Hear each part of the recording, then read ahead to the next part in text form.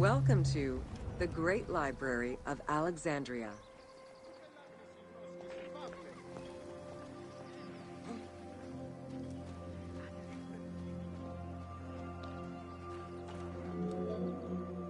Near the district of royal palaces and within the Musseon was the most famous library of all antiquity. The Library of Alexandria was built to house all of human knowledge. At its pinnacle, the library was believed to contain over 700,000 parchments. Man, if only we could go back in time and be like, hey, yo, this library ain't gonna be forever. Every scroll you put in here, double it, duplicate it, and hide that duplicate somewhere else in the world, anywhere else in the world where it won't be found for Throughout the 5,000 years. centuries, fires and wars between Christianity and paganism destroyed the library, leaving nothing behind. See what I'm talking The about? loss of the building, and more importantly, its vast collection, is immeasurable. That's what I'm talking about As saving. no descriptions are available, the team's rendition of the Library of Alexandria was inspired by the visuals of the Library of Chalcis at Ephesus. This is why I said what I said. I ain't gonna repeat myself because I meant what I said and I said what I meant. We need time travel so we can save the Library of Alexandria. As long as you let everything be found after time travel has been invented, While much of the there's no collection was paradox. purchased at the government's expense, the library also obtained books through other means. Any books owned by travelers coming through the city were seized to be copied for the library. The copy would then be returned to the owner, and the original entered into the library's collection. So they were already making one copy. That's what I'm saying. Make your own copy to retain it in elsewhere location. Oh my god. They really thought the library would never be fucked off. They really, in their hubris, believed in their heart of hearts that this library would never ever be fucked off. Alexandria offered unrivaled intellectual and cultural attractions. Eminent scholars from Athens, Rhodes, and other Greek centers traveled to the city to learn and engage with other free thinkers. Both the Musseon and the library were at the center of groundbreaking ideas and creative expression.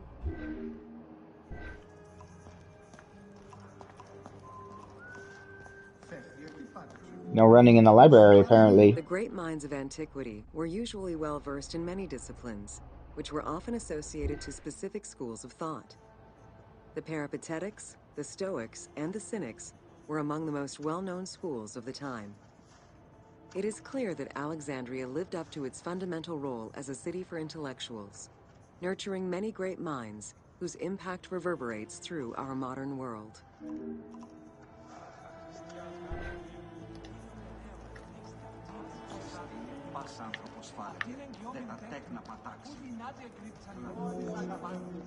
Hypatia of Alexandria was a Greek mathematician, philosopher, astronomer, and inventor. Though born in Greece, she eventually migrated to Alexandria, like many great minds of the time. It is there that she became the head of the Neoplatonist school of Alexandria. From most accounts, she was highly respected by her fellow Alexandrians, both as a teacher and a philosopher.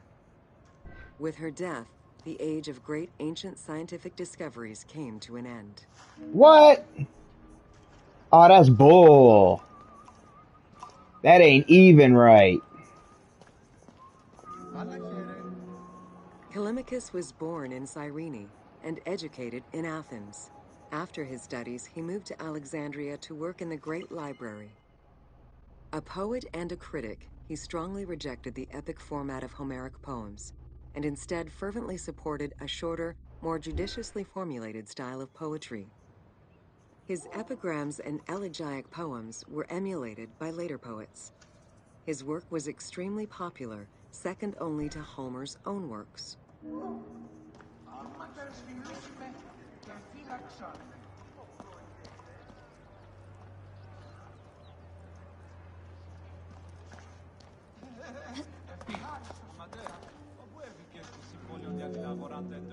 It was in Alexandria that mathematician Euclid, the father of geometry, wrote the Elements, Euclid! laying out the foundational work of what would become modern algebra and number theory. There's a street Euclidean called geometry would Euclid in my become one of the most hometown. influential systems in the evolution of mathematics. I never. Oh, wait. Euclidean geometry. That rings a very, very, very teeny tiny bell somewhere back there.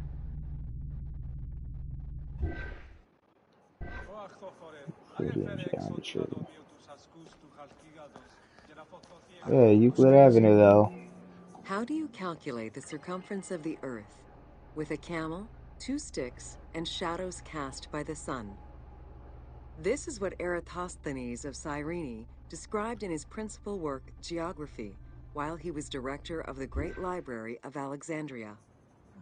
He is credited for the invention of the armillary sphere around 250 BCE.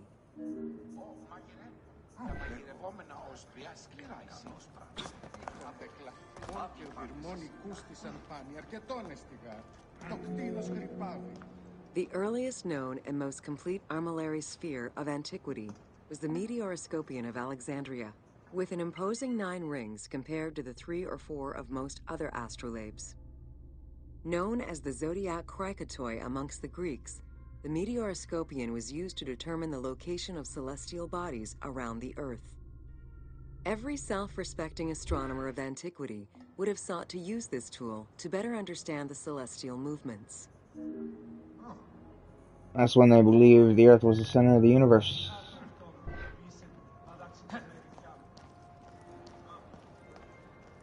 I know he ain't coughing with a sickness all over this library. Pythagoras of Samos was a well-known and respected philosopher and mathematician. He is best known for the Pythagorean theorem. However, there is proof that the theorem existed in Babylonia and India long before Pythagoras was born, casting Because some doubts as to aliens who exactly originated the theorem. gave it to the early humans. The Pythagorean theorem is just what we call it because dude is the dude that made it blow up in the main ass part of ancient world.